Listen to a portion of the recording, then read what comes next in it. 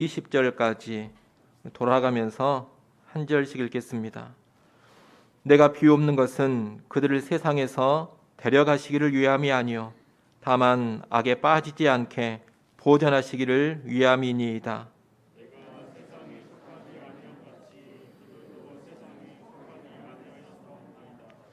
그들을 진리로 거룩하게 하옵소서. 아버지의 말씀은 진리니이다.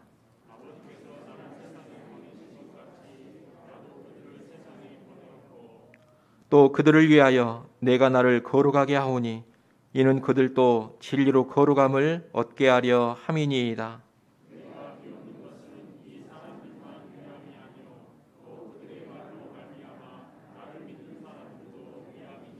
아멘. 이 시간에는 이명재 전도사님께서 세상 속 그리스도의 제자라는 제목으로 말씀 전해 주시겠습니다.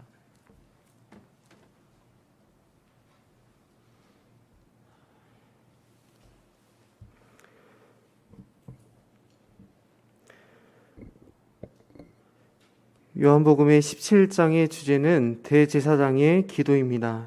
예수님은 잡히시기 전에 하나님 아버지께 기도하십니다. 오늘 요한복음 17장 15절에서 20절까지의 말씀 통해서 세상 속 그리스도의 제자라는 제목으로 여러분들과 함께 은혜의 말씀 나누기 원합니다. 제자들과 앞으로 제자들을 통해 주님을 믿게 될 모든 영혼들을 위해 기도하신 내용이 오늘 본문의 말씀입니다. 오늘 본문은 먼저 예수님의 제자들의 정체성이 무엇인지 또 그 정체성을 유지하기 위해서 어떻게 살아야 하는지에 대해서 말씀하고 있습니다. 이 세상을 살아가고 있는 우리들의 삶에 예수님을 믿는 모든 성도의 정체성과 그 정체성을 잃지 않는 방법이 무엇인지 예수님의 대제사장의 기도를 보면 잘 알 수 있다라는 것입니다. 오늘 말씀을 통해서 우리 모두가 그리스도의 제자는 어떠한 정체성과 어떠한 태도로 세상을 살아가는지 예수님이 잡히시기 전 하나님께 드렸던 기도의 말씀을 함께 살펴보면서 첫 번째로 우리 그리스도인들이 세상을 향해 가졌던 태도가 변하고 두 번째로 자기 중심적이었던 기도의 내용이 도리어 세상을 향한 중보로 바뀌고 세 번째로 세상 속에 속한 자가 아닌 하늘에 속한 거룩한 성도로 살아갈 수 있게 되기를 간절히 소망합니다. 먼저 성도는 하늘에 속한 사람입니다. 우리는 예수님의 기도의 내용을 나누기에 앞서 요한복음이 쓰여진 배경에 대해 잠시 살펴보아야 합니다. 사도 요한은 사복음서에 해당하는 요한복음을 기록함에 있어서 마태, 마가, 누가 복음의 중심 배경이었던 예루살렘이 아니라 소아시아, 에베소를 중심으로 그리스도인들과 비그리스도인들을 그들에게 요한복음을 기록하고 있습니다. 그렇기 때문에 요한복음은 첫 번째로 이방인들에게는 그리스도가 하나님의 아들이심을 증거하고 있습니다. 두 번째로는 유대인들에게는 성육신하신 그리스도를 믿는 것을 권면하고 있고 세 번째로는 이방인들과 유대인들 모두가 영원한 생명이신 예수 그리스도 안에 거하기를 기록하고 있는 말씀이 바로 요한복음 말씀입니다. 요한복음이 기록될 당시 에베소는 동과 서의 문화가 교류했었습니다.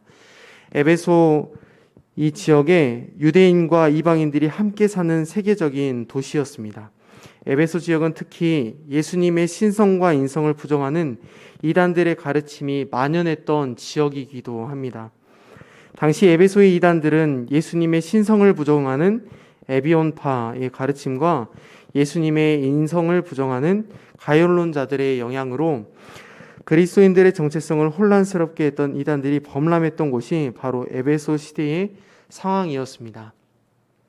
그래서 요한 사도는 요한복음을 기록하면서 두 가지 기록 목적을 갖습니다. 첫 번째로는 진리로 바로 설 수 있게 말씀으로 교육하는 목적으로 기록되었습니다. 그리고 두 번째로는 이단의 공격에 대해 방어하는 변증의 목적으로 요한복음을 기록했습니다. 요한복음 20장 31절을 함께 살펴보겠습니다. 이 말씀에 기록된 것처럼 오직 이것을 기록함은 너희로 예수님이 하늘의 아들 그리스도 하나님의 아들 그리스도이심을 믿게 하려 함이요 또 너희로 믿고 그 이름을 힘입어 생명을 얻게 함이니라 라고 요한복음의 기록 목적을 말씀하고 기록하고 있습니다. 그러므로 세상 속에 살아가는 그리스도의 제자인 성도는 세상 속에 살아가지만 하늘에 속한 사람이라는 것입니다. AD 70에서 100년 에베소 지역의 그리스도인들은 첫 번째로 외부적으로는 기독교적 박해가 있었고, 두 번째로는 내부적으로 정체성의 갈등으로 많이 힘든 시기를 보내왔었습니다. 이렇게 힘들고 어려운 시기에 참 빛으로 세상 가운데 구주로 오신 분을 소개합니다. 요한복음은 그분을 요한복음 1장 27절 말씀에서 신발끈을 푸는 것도 감당할 수 없다라고 말씀합니다. 그분은 바로 하나님의 아들 독생자 예수 그리스도이십니다. 하나님이신 예수님께서 이제 하나님의 아버지의 뜻을 이루기 위해서 한 걸음 한 걸음씩 아버지의 뜻을 향해 발걸음을 내딛고 있습니다. 하지만 제자들은 예수님과 잠시 헤어져야만 했는데 제자들에게는 이 땅에 남아서 예수 그리스도의 구원 사역을 이루어야 할 사명이 아직 남아 있었기 때문이죠. 제자들이 남아서 사명을 감당해야 할 곳이 이 세상이기 때문에 제자들은 예수님과 함께 가고 싶지만 함께 갈 수 없었던 것입니다. 그래서 예수님은 세상 속에 남아서 사명을 감당해야 할 제자들을 위해서 기도하십니다. 너희들은 세상에 속한 사람이 아니라 하늘에 속한 사람이기에 하나님의 사명을 잘 감당할 수 있도록 예수님은 제자들을 위해 잡히시기 전 기도하신 것입니다. 15절 말씀 우리 함께 읽겠습니다. 내가 비옵는 것은 그들을 세상에 데려가기를 위함이 아니요 다만 악에 빠지지 않게 보존하기를 위함이니이다. 아멘. 예수님은 하나님께 기도 드리십니다. 비옵는 것은 제자들을 예수님과 함께 세상에 데려가기를 위해서가 아닙니다. 제자들이 악에 빠지지 않도록 보호해 주세요 라고 하나님께 기도하셨습니다. 제자들이 앞으로 사역해야 할 이 세상은 악에 빠질 수 있는 충분한 가능성이 위험이 도사리는 현장이기 때문에 언제라도 외부적인 박해와 내부적인 갈등으로 인해서 신앙을 저버리고 배교할 수 있었고 하나님의 뜻을 잃어버리고 악에 빠질 수 있었습니다.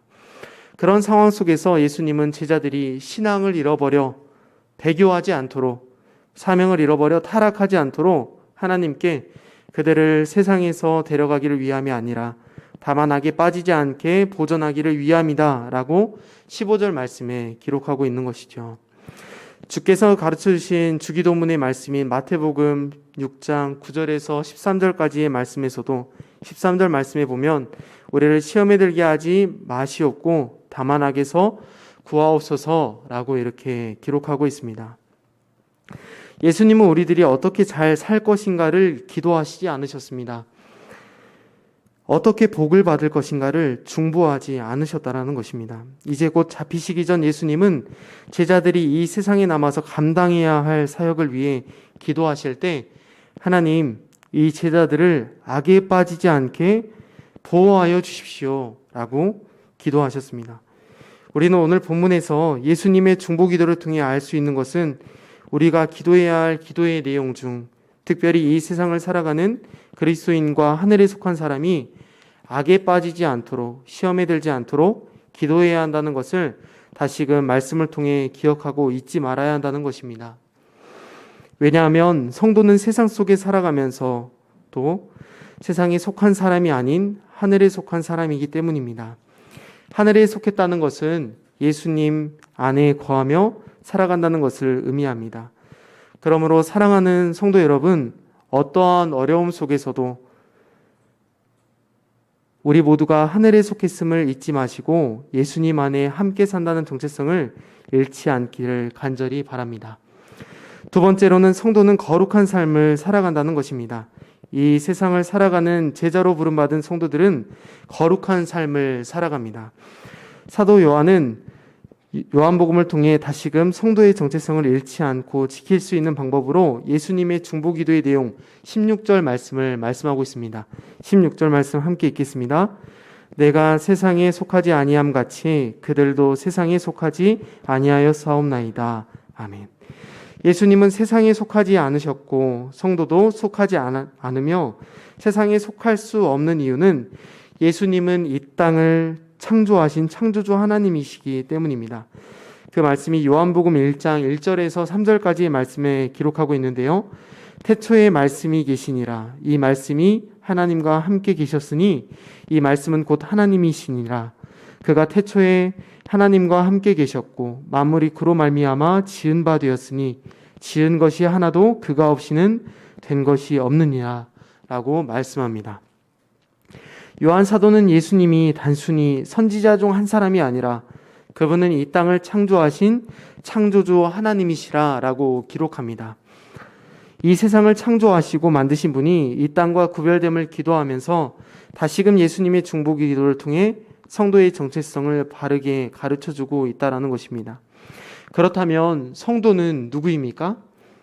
예수님과 같이 세상에 속하지 않는 사람이 바로 성도입니다. 그렇다면 제자는 누구입니까? 예수님과 같이 세상에 속하지 않고 거룩한 사람이 바로 제자입니다. 정체성 아이덴티티라고 합니다. 저희들은 주로 아이디로 씁니다. 성도는 나는 하늘에 속한 사람이다. 나는 예수님께 속한 사람이다. 나는 하나님께 속한 사람이다.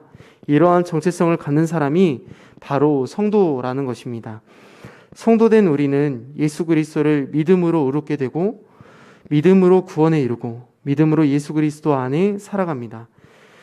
그리고 그렇게 믿음으로 살아가는 사람들을 순교와 박해의 시기 때 순교자로 불렸고 제자들은 안디옥에서 비로소 그리스도인이라 일컬음을 받게 되었습니다. 그리고 그리스도로 말미암아 구원받은 사람들을 성도라고 부릅니다. 순교자, 그리스도인, 성도 이 이름들의 공통점은 세상과는 다르고 세상에 속하지 않으며 세상과는 구별된 사람들이라는 것입니다. 즉 예수님과 같이 하늘에 속한 사람이기 때문입니다. 하늘에 속한 사람들을 일컬어 세상 사람들은 성도, 그리스도인, 순교자라고 불렀습니다. 세상과는 구별된 거룩한 존재로서 살아가기 때문에 이러한 이름들이 붙여진 것입니다. 이미 거룩하여진 성도는 예수님 안에 살기 때문에 세상과 하나 될 수 없을 뿐더러 세상과 화합할 수 없고 세상에 속할 수도 없습니다. 17절과 19절 말씀에서 거룩하라는 말씀이 3번 반복되는데요. 먼저 19절 말씀에서 예수님은 제자들을 위하여 자신을 거룩하게 하신다라고 말씀합니다. 그리고 19절 말씀 우리 함께 읽어보겠습니다. 또 그들을 위하여 내가 나를 거룩하게 하오니 그들도 진리로 거룩함을 얻게 하려 함이니이다. 아멘. 여기서 거룩이란 하나님의 뜻을 수행하기 위하여 자신을 구별하는 것을 의미합니다. 그것은 곧 자신의 권리를 포기하고 십자가에 달려 죽는 것을 의미한다라는 것이죠. 즉 거룩한 삶을 산다라는 것은 하나님의 뜻에 순종하기 위해서 자기 자신을 부인하는 삶을 살아간다는 것을 의미합니다. 자신의 뜻을 이루는 삶이 아니라 예수님은 하나님의 뜻을 이루기 위해 기도하신 것입니다. 예수님은 십자가에 지시기에 앞서 이 고난의 잔을 내게서 옮겨달라고 지나가게 해달라고 기도하셨지만 마태, 마가, 누가복음에 똑같이 기록된 것처럼 예수님의 기도는 그러나 나의 원대로 마시옵고 아버지의 원대로 되기를 원하나이다 라고 기도하십니다. 그렇습니다. 예수님과 같이 하늘에 속한 성도는 성도로 부름을 받은 거룩한 우리는 예수님처럼 나의 뜻이 아니라 아버지의 뜻을 위해 기도하는 사람이라는 것입니다. 우리는 다시 한번 본문과 예수님의 기도를 통해 우리가 기도해야 할 중보기도의 내용 중 특별히 이 세상을 살아가는 성도들이 나의 뜻이 아닌 아버지의 뜻을 위해 기도해야 한다는 것을 다시금 기억하고 기도해야 한다는 것을 오늘 본문이 말씀해 주고 있습니다. 왜냐하면 거룩하여진 성도는 세상에 속한 사람이 아니라 하늘에 속한 사람이기 때문입니다. 하늘에 속했다는 것은 예수님과 같이 구별된 삶을 살아간다는 것을 의미하고 예수님이 자신을 거룩하게 하신 것처럼 제자들도 성도들의 거룩함을 위해 기도하셨습니다. 거룩하여진 우리들은 이제 하나님의 뜻을 구하며 살아가는 사람들입니다. 그러므로 사랑하는 성도 여러분, 거룩한 성도로서 세상과 타협하지 마십시오. 내 뜻 아닌 하나님의 뜻을 구하며 기도하시는 우리 모두가 되기를 간절히 소망합니다. 세 번째로 진리의 말씀으로 거룩한 삶을 살아간다라는 것입니다. 세상 속에 살아가는 제자로 부름받은 성도는 진리의 말씀으로만 거룩한 삶을 살아가는 사람입니다. 거룩한 삶을 어떻게 실현됩니까? 그것은 말씀으로만 가능하다라는 것입니다. 성도로 부름받은 우리 모두가 거룩하게 살 수 있는 유일한 방법은 오직 기록된 말씀과 기도뿐이라는 것입니다. 예수님의 공생의 기간 3년 동안 예수님은 때에 따라 병든 자들을 고치셨습니다. 귀신 들린 자들을 회복시키셨고 천국 복음인 하나님의 말씀을 선포하며 가르치셨습니다. 예수님의 공생의 기간을 통해 제자들은 거룩한 삶을 어떻게 살아가는지를 직접 몸으로 경험했습니다. 그렇게 거룩한 삶을 살아가신 예수님은 자신을 거룩하게 하실 뿐만 아니라 제자들에게도 거룩하게 될 것을 하나님께 구하고 기도하며 간구하십니다. 제자들이 이제 예수님의 사역을 이어갈 것을 암시하시면서 18절 말씀에 기록하고 있는데요. 우리 18절 말씀 함께 읽겠습니다. 아버지께서 나를 세상에 보내신 것 같이 나도 그들을 세상에 보내었고. 아멘. 이렇게 기록하면서 말씀하십니다. 예수님이 아버지께로부터 보냄을 받은 것처럼 예수님은 말씀으로 거룩하게 될 제자들을 세상에 보낸다라고 말씀하십니다. 제자들을 부르신 이유는 예수님의 사역을 계속 힘써 행하기 위한 보냄이었다라는 사실을 알게 된다는 것이죠. 진리로 우리를 거룩하게 하신 이유 또한 거룩한 삶을 살아가도록 하기 위해 우리를 거룩하게 하셨다라는 사실을 일깨워 준다라는 것입니다. 이제 제자들과 성도들은 예수님의 기도를 통해 우리의 개인의 성공과 번영이 아니라 나를 택하여 성도로 부르신 목적은 처음부터 예수님과 같이 제자들과 같이 세상으로 보내지기 위해서 위함이라는 사실을 깨닫게 됩니다. 우리는 이 시점에서 다시금 예수님의 기도를 통해 하나님께서 우리를 예수님과 같이 진리로 거룩하게 하신 이유를 알게 됩니다. 그것은 바로 사역으로 부르심이었습니다. 사역은 목회자만의 일은 아닙니다. 성도로 부름받은 주님의 제자들 모두의 일입니다. 거룩한 삶은 저절로 이루어지는 것이 아니라 하나님의 말씀을 순종하며 살아갈 때 이루어진다라는 것입니다. 진리의 말씀으로 우리는 거룩한 삶을 살 수 있다라는 것입니다. 진리의 말씀에 근거하여 주님이 보내신 곳에 복음을 전하고 기도한다면 혼자 일하는 것이 아니라 거룩하신 하나님께서 우리와 함께 일하신다라는 것입니다. 하나님의 사역은 부르심과 보냄의 사역임을 알게 된다는 것이죠. 예수님께서 하신 하나님의 말씀에 순종해 이 땅에 보냄받은 것처럼 제자들도 예수님의 말씀에 순종해 세상으로 보냄을 받은 것처럼 부름받은 성도들도 하나님 말씀에 순종해 세상으로 보냄을 받았다라는 것입니다. 제자들이 세상으로 보내지기 위해 예수님은 하나님께 기도하시면서 다만 악에 빠지지 않게 보호해 달라고 기도하셨고 세상으로 보내기 위해 부르시고 그들을 예수님과 같이 거룩하게 하셨으며 세상으로 보내기 위해 진리의 말씀으로 제자들을 거룩하게 하셨습니다. 그리고 20절 말씀에 이렇게 기록합니다. 이 보냄의 사역은 하나님께서 예수님에게서 제자들에게로, 제자들에게서 예수님을 믿는 그리스도인들에게로 전해집니다. 20절 말씀 우리 함께 읽겠습니다. 내가 비옵는 것은 이 사람들만 위함이 아니요 또 그들을 말로 말미암아 나를 믿는 사람들도 위함이니. 아멘.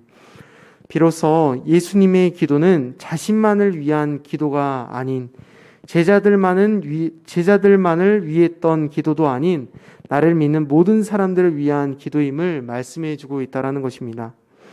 진리의 말씀으로 거룩하게 사는 삶은 어떤 삶입니까?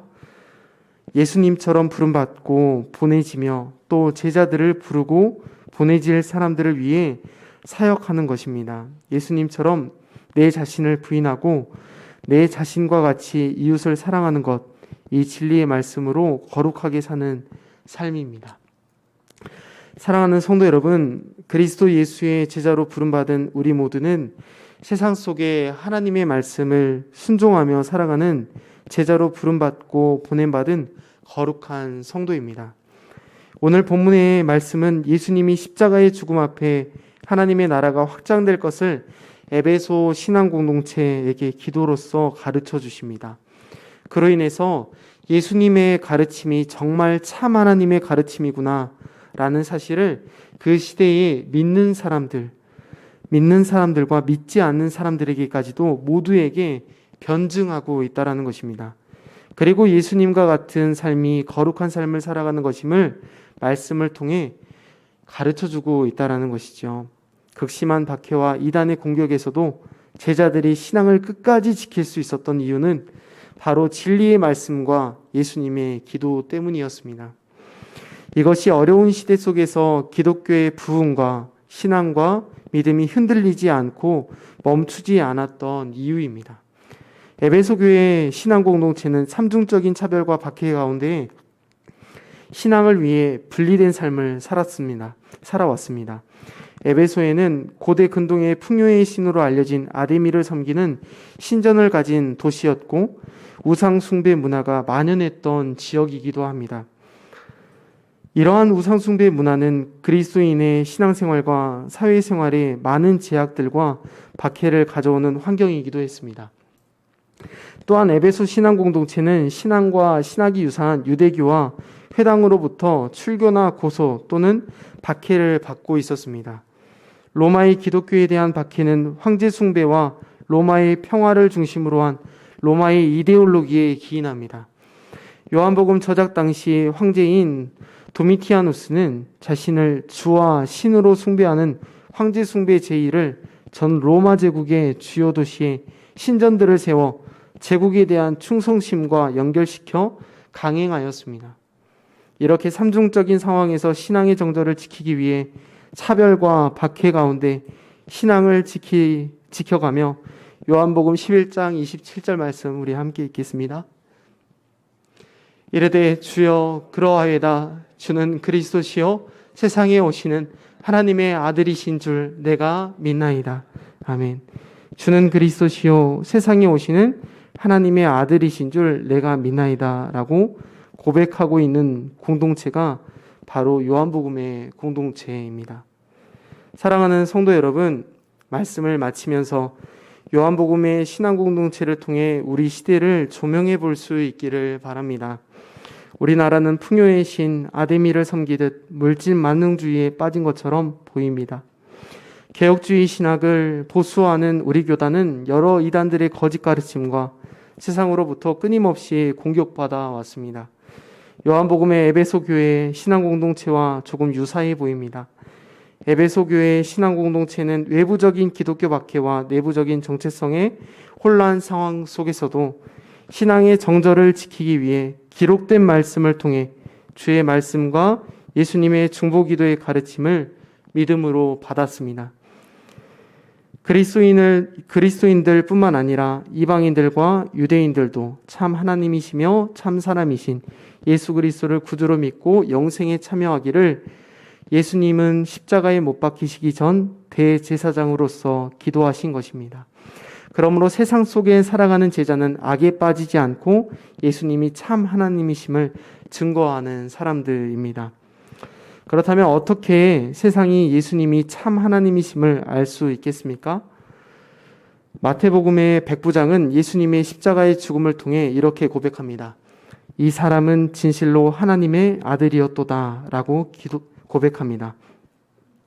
예수님의 죽음을 통해서 당시 예수님의 신성과 인성을 부정했던 에비온파와 가율론자들의 가르침이 잘못되었다라는 것을 변증하는 말씀이지요. 세상 속에서 그리고 이 땅에서 감당해야 할 아직 사명이 남아 살아가는 우리 모두는 성도인 우리 모두는 하나님의 뜻을 이루는 그리스도의 제자는 예수님과 같이 사는 사람을 말합니다. 그리고 예수님과 같이 죽는 사람입니다. 마지막으로 예수님과 같이 부활하는 사람입니다. 그러므로 사랑하는 영광교회 성도 여러분, 세상이 어쩌든 정체성을 잃지 마십시오. 진리의 말씀을 붙잡으십시오. 예수님처럼 기도하십시오. 생명의 복음을 전하십시오. 마지막으로 여러분들의 신앙을 입술로 고백하는 우리 모두가 되기를 간절히 소망합니다. 기도하겠습니다. 사랑하는 주님, 진리의 말씀으로 우리를 거룩하다 말씀하여 주시고 말씀을 통해 우리의 정체성을 다시금 일깨워 주심에 감사드립니다. 부름받은 그리스도의 제자로서 성도로서 주의 복음을 굳게 믿게 하여 주옵소서. 세상과 타협하는 마음이 들 때마다 말씀이 생각나게 하시고 진리로 바로 서게 하여 주시옵소서. 지금도 세계 여러 나라의 복음으로 인해 핍박받는 많은 그리스도인들에게 주는 그리스도이심을, 세상에 오신 하나님의 아들이심을 믿는 믿음을 잃지 않게 하시고 세상으로 하여금 우리의 신앙이 진실로 그리스도인이었다, 성도였다 라는 고백을 들을 수 있기를 원합니다. 믿음을 붙잡아 주십시오. 이곳에 모인 성도 한 사람 한 사람이 세상 속 그리스도의 제자임을 잊지 않게 하시고 하나님이 원하시는 하나님의 뜻을 위해 내 뜻 내려놓을 수 있는 예수님과 같은 그리스도의 제자 되게 하옵소서. 예수 그리스도의 이름으로 기도드립니다. 아멘.